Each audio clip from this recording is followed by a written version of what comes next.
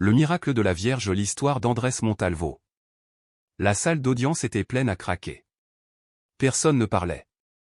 On n'entendait que le bourdonnement discret de la climatisation et le claquement régulier d'un stylo sur la table du juge. Au centre, un homme se tenait debout, les poignets enchaînés, le regard fixé droit devant lui. Cette année d'attente, cette année à espérer que ce jour arrive enfin. Le procureur demanda la peine maximale. Son avocat, usé, resta muet. Dans le public, certains le fixaient avec haine, d'autres avec pitié. Quand le juge leva son marteau, un souffle invisible sembla traverser la salle. À cet instant, un garde entra précipitamment par la porte latérale, un dossier à la main. Il murmura quelque chose à l'oreille du greffier. Le juge fronça les sourcils. Arrêtez tout. Personne ne comprit ce qui se passait. C'était le début du miracle de la Vierge Marie. Quelques heures plus tôt, avant que la justice ne se fige, Andrés Montalvo s'était levé avant l'aube dans sa cellule. Le cliquetis métallique des portes faisait partie de sa vie depuis si longtemps qu'il n'y prêtait plus attention. Mais ce matin-là, ce son avait une résonance différente, plus lourde, presque définitive. Ce n'était pas la peur qu'il ressentait, mais une résignation calme, comme celle d'un homme qui a cessé d'espérer. Il se passa les mains sur le visage, enfila lentement son uniforme, puis s'assit un instant sur sa couchette rouillée. Sur le mur, quelqu'un avait écrit avec un morceau de charbon « Dieu n'oublie pas ». Il avait lu cette phrase des milliers de fois, mais ce jour-là, il la relut mot à mot, comme s'il cherchait dans ses lettres usées un signe du ciel. Quand on le conduisit dans le couloir, les autres prisonniers s'arrêtèrent. Aucun ne parla, mais certains inclinèrent la tête, en silence. Tous savaient qu'Andrés n'avait jamais avoué. Il répétait depuis 7 ans qu'il ne pouvait confesser un crime qu'il n'avait pas commis. Et pour cela, il avait choisi le silence plutôt que le mensonge. Dans le véhicule qui le transportait au tribunal, il regarda par la petite vitre grillagée. Le ciel gris reflétait sur le métal un éclat bleuté qui couvrait son visage d'une lueur froide. Le garde assis en face de lui murmura. « On dit qu'aujourd'hui tout va enfin se terminer. » Andrés hocha lentement la tête, sans répondre. Une question tournait dans son esprit, est-ce la fin, ou un nouveau commencement? À son arrivée, les flashs des caméras éclatèrent comme des coups de tonnerre. Les journalistes criaient son nom, les voix l'accusaient d'assassinat. Mais lui resta droit, impassible. Il pensa à sa mère, à sa dernière lettre, écrite avant de mourir, la vérité n'a pas besoin de bruit, seulement de temps. Ces mots lui brûlaient encore le cœur. Quand il entra dans la salle, son cœur battait fort, mais son regard ne trembla pas. Le juge, sévère, le regarda comme si tout était déjà décidé. Et pourtant, au moment où la sentence allait tomber, l'air sembla changer. Quelque chose d'invisible s'apprêtait à détourner le cours du destin. 7 ans plus tôt, Andrés Montalvo était un homme simple. Il travaillait dans un petit atelier mécanique à la périphérie de la ville. Il vivait seul, dans une maison modeste aux murs décolorés, accompagné le soir d'une vieille radio qui grésillait doucement. Sa vie n'était pas riche, mais elle était paisible. Cette paix prit fin un après-midi d'automne. Un coup brutal à la porte. 2 policiers. Aucune explication. On l'accusa d'un vol avec homicide. Le seul témoin affirma avoir vu un homme portant une veste semblable à la sienne s'enfuir de la scène du crime. Personne ne remarqua que cette veste lui avait été volée quelques jours plus tôt. En quelques heures, son existence s'effondra. Les voisins l'évitaient. Les clients cessèrent de venir. Et sa mère, au cœur fragile, mourut 2 mois après son arrestation. Depuis ce jour, Andrés cessa de parler à Dieu. Durant son procès, il fut défendu par un avocat commis d'office, pressé, indifférent. Le procureur parlait, l'avocat se taisait, et le juge notait. Andrés tenta d'expliquer qu'il ne connaissait pas la victime, qu'il n'avait jamais mis les pieds dans ce quartier. Mais le juge le coupait toujours. Concentrez-vous, monsieur Montalvo. La vérité importait peu. Il fallait simplement clore un dossier. Il fut condamné provisoirement, en attendant la révision d'une preuve promise, qui ne vint jamais. 7 ans plus tard, il attendait encore. En prison, le temps n'était plus qu'un ennemi silencieux. Les jours s'effaçaient les uns dans les autres. Et pourtant, au fond de lui, une petite flamme survivait, la conviction que, d'une façon ou d'une autre, la vérité finirait par surgir. C'est dans cette monotonie que le miracle commença à se tisser. À des kilomètres de là, dans un bureau poussiéreux du tribunal, une femme, employée du service des archives numériques, alluma son ordinateur. Elle faisait ce travail depuis plus de 10 ans, classer, trier, vérifier des dossiers oubliés.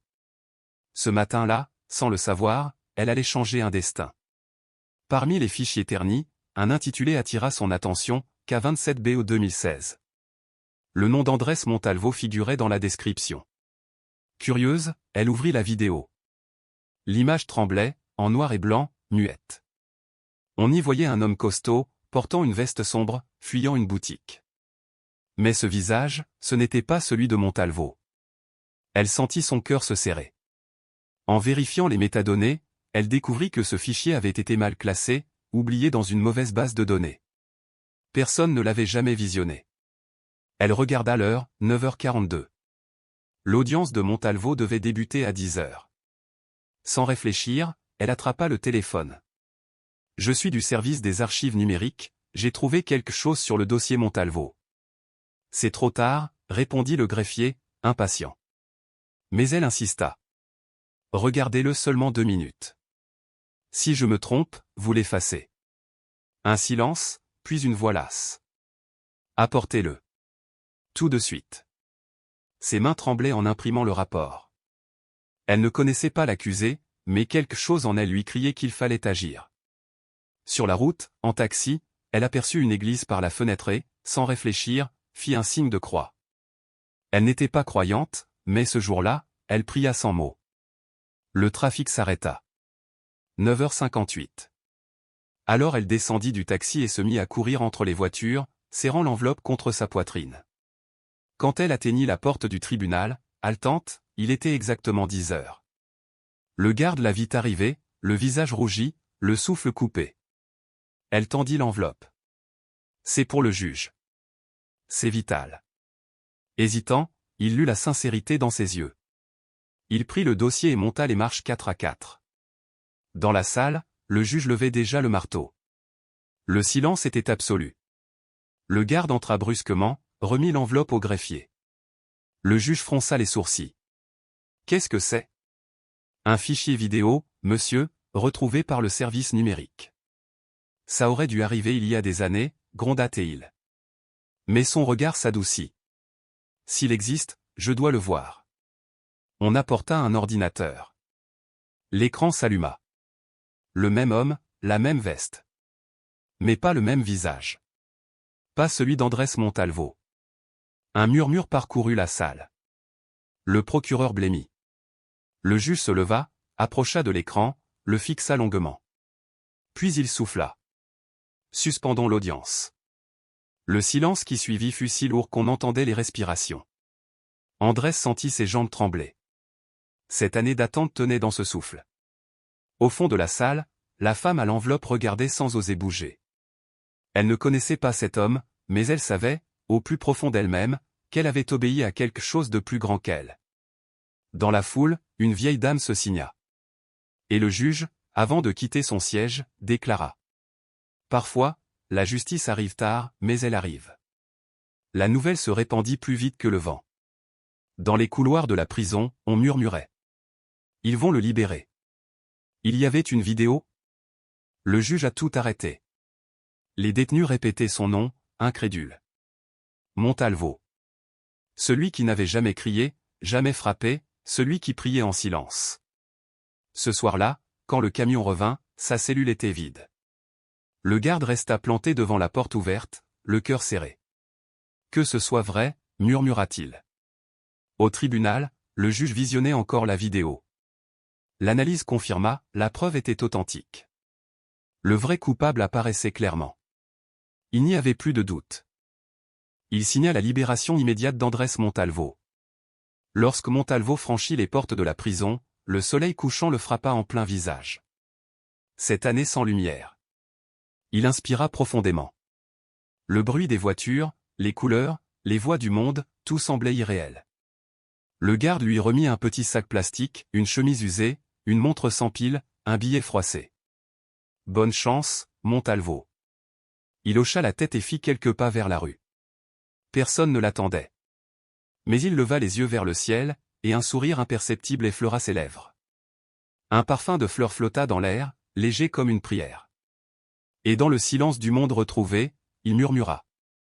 Dieu n'oublie pas. Jamais. La vérité est la rose. Il n'avait plus de famille, ni d'amis, ni de maison. Seulement un nom que le temps avait presque effacé et un numéro de dossier gravé sur des papiers jaunis. Andrés Montalvo marchait sans but précis, porté par le vacarme de la ville comme un fantôme au milieu des vivants. Devant une vitrine, il s'arrêta. Un écran de télévision diffusait les nouvelles du jour. Aucune mention de sa libération, aucun mot sur l'erreur judiciaire qui l'avait détruit. Seulement un autre scandale, un autre visage, un autre oubli. Pour le monde, son histoire n'existait pas. Il s'assit sur un banc, épuisé. À côté de lui, un vieil homme lui tendit une bouteille d'eau sans rien dire. Andrés la prit, hochant simplement la tête. Le silence s'installa entre eux, dense et tranquille. Puis l'homme murmura. On reconnaît ceux qui reviennent de l'enfer. Andrés baissa les yeux, incapable de répondre. Le corps en sort, mais l'âme met plus de temps, ajouta le vieillard avant de s'éloigner. Cette phrase resta suspendue dans son esprit comme un écho. Le corps sort, mais l'âme tarde. Et il avait raison. Montalvo n'était pas libre. Il portait encore en lui la colère, la peur, le poids des années. Comment croire à nouveau? Comment faire confiance après tant de mensonges? Cette nuit-là, il dormit dans un refuge improvisé. Le responsable, un homme à l'accent étranger, lui servit une soupe chaude. Dans un coin du réfectoire, une vieille image de la Vierge Marie pendait au mur, ternie par la fumée et le temps. Pourtant, les yeux de la Vierge semblaient vivants, pleins de compassion. Andrés détourna le regard, mais son cœur resta accroché à ce visage peint. Il n'avait pas prié depuis des années. Et pourtant, quelque chose le retint là, immobile. Il revit la lettre de sa mère, celle où elle lui parlait de la Vierge comme d'une amie silencieuse qui veille, toujours. Une douleur douce traversa sa poitrine, ce n'était pas du chagrin, mais une nostalgie profonde. Il ferma les yeux un instant, respira, et sentit que, sans comprendre pourquoi, il recommençait à espérer. Une femme du refuge s'approcha, posa un morceau de pain devant lui. « Mangez, monsieur. Personne ne devrait s'endormir le ventre vide. » Sa voix avait la douceur calme de celle de sa mère. Quand elle s'éloigna, Andrés leva lentement les yeux vers la Vierge. Il ne formula aucune demande. Il murmura seulement, sans voix. « Si tu es encore là, ne me lâche pas maintenant. » Les jours suivants, Andrés errait dans la ville comme un homme revenu d'un long rêve. Le refuge où il dormait se trouvait non loin du palais de justice, le lieu où sa vie avait basculé 7 ans plus tôt.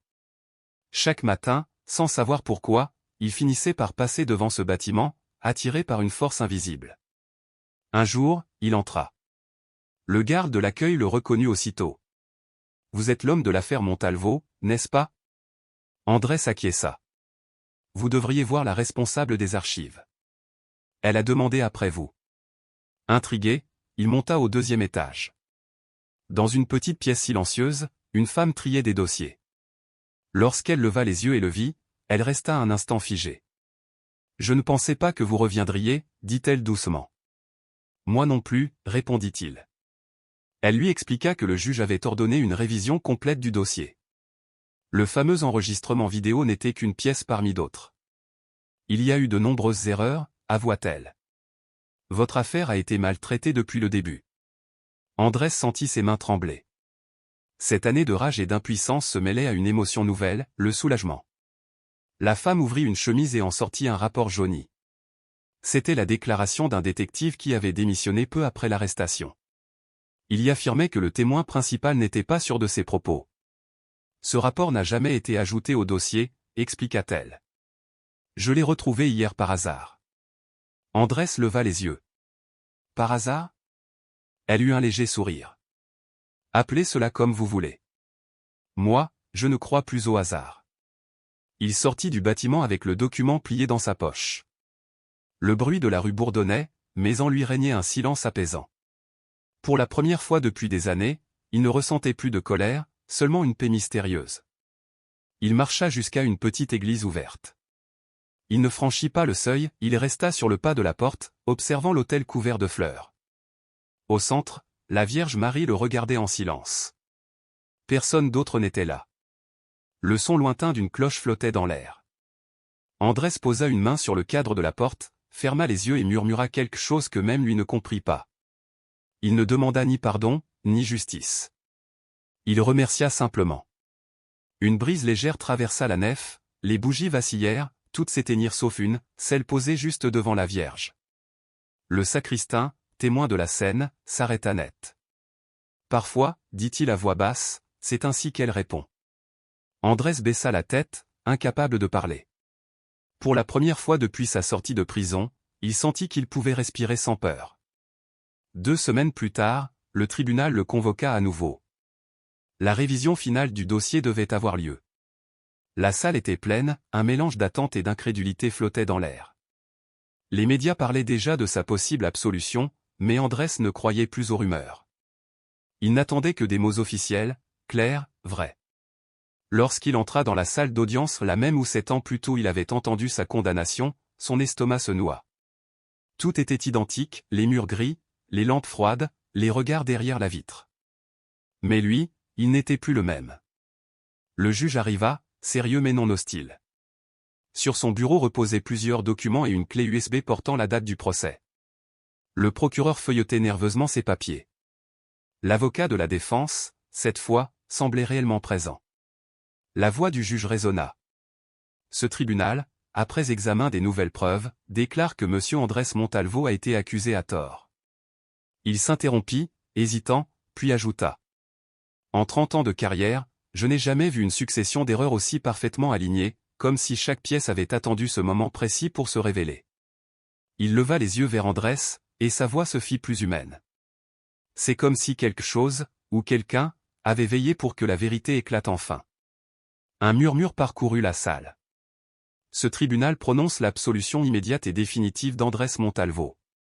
Le procureur ferma son dossier d'un geste sec. Les gardes restèrent immobiles, ne sachant comment réagir. Andrés, lui, ne pleura pas. Il inclina simplement la tête, comprenant que ce qui venait de se passer dépassait les mots.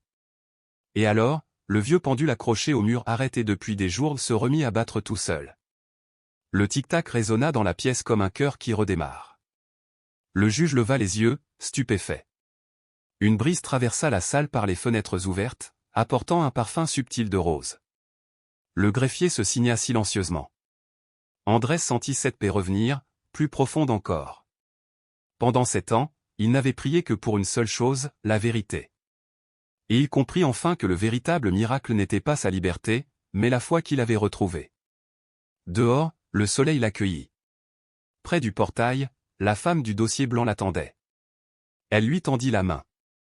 Je vous l'avais dit, je ne crois pas aux coïncidences. Le vent souffla, et Andrés crut entendre derrière lui un murmure, doux, presque maternel. Il ne comprit pas les mots, mais il en saisit le sens. La vérité vient toujours à ceux qui gardent la foi. Les jours qui suivirent passèrent lentement, comme si le temps voulait lui offrir le loisir de comprendre. Il ne parlait à personne. Il marchait simplement, observant le monde renaître autour de lui. Les rires, les gestes, la vie ordinaire. Et peu à peu, il apprit à respirer de nouveau. Un soir, il s'arrêta devant une boutique de souvenirs religieux. Derrière la vitre, une femme rangeait des chapelets et des figurines de saints. Au centre du comptoir trônait une petite statue de la Vierge, simple, sans dorure.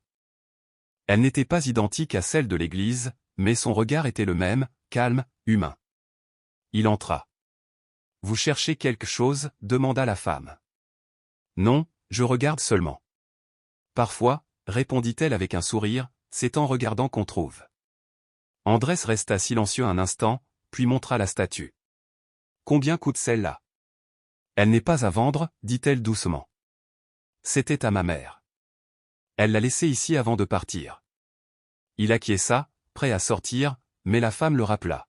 « Attendez. » Elle prit une petite image pieuse sur le comptoir et la lui tendit. « Emportez-la. » C'est elle qui choisit à qui aller. Andrés la prit entre ses doigts. Elle semblait lourde, non par le papier, mais par ce qu'elle représentait. Il sortit, s'assit sur un banc dans le parc voisin. Le soleil déclinait, colorant le ciel d'orange et d'or. Il pensa à tout ce qu'il avait perdu, sa mère, sa maison, son nom. Mais aussi à ce qu'il avait retrouvé, la paix, la foi, la lumière. Le vent caressa son visage. La petite image trembla dans sa main, et il la pressa contre son cœur. Rien de surnaturel ne se produisit. Seulement cette certitude tranquille que quelque chose en lui s'était rallumé. Un jeune passant s'arrêta, intrigué. « Monsieur, vous allez bien ?» Andrés sourit. « Oui. » « Maintenant, oui. » Les semaines passèrent. Il trouva du travail dans l'atelier d'un ami de son père. Il réparait des moteurs, apprenait à vivre à nouveau dans le temps présent. Le temps n'était plus son ennemi. Son histoire circulait désormais partout. Des journalistes voulaient l'interviewer, mais il refusait poliment. « Je n'ai rien à dire. L'important, c'est que la vérité s'est dite toute seule. » Pourtant, son histoire réveilla des consciences. Des citoyens commencèrent à réclamer la révision d'anciens dossiers. Des bénévoles rejoignirent la femme du dossier blanc pour classer les archives. Et un jour, sur le mur du tribunal, quelqu'un écrivit au marqueur bleu. « La vérité aussi est un miracle. » Un soir, Andrés retourna au refuge. Il voulait remercier. L'endroit était plus lumineux qu'avant. Sur le mur, un nouveau tableau de la Vierge, entouré de fleurs fraîches. Le responsable sourit. Voilà le retour de l'homme du miracle. Andrés secoua la tête. Ce n'était pas mon miracle. C'était celui de tous ceux qui ont continué de croire. Une jeune femme s'approcha, tenant un petit garçon par la main. « Vous êtes Monsieur Montalvo ? Mon frère est en prison, injustement.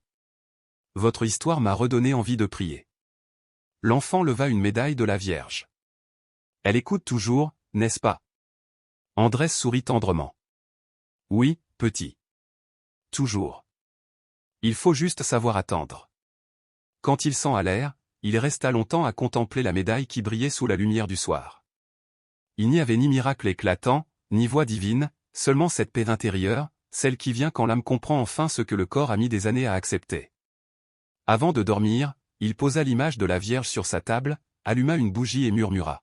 « Merci de ne pas m'avoir oublié, même quand moi je t'avais oublié. » La flamme vacilla doucement, comme caressée par un souffle invisible.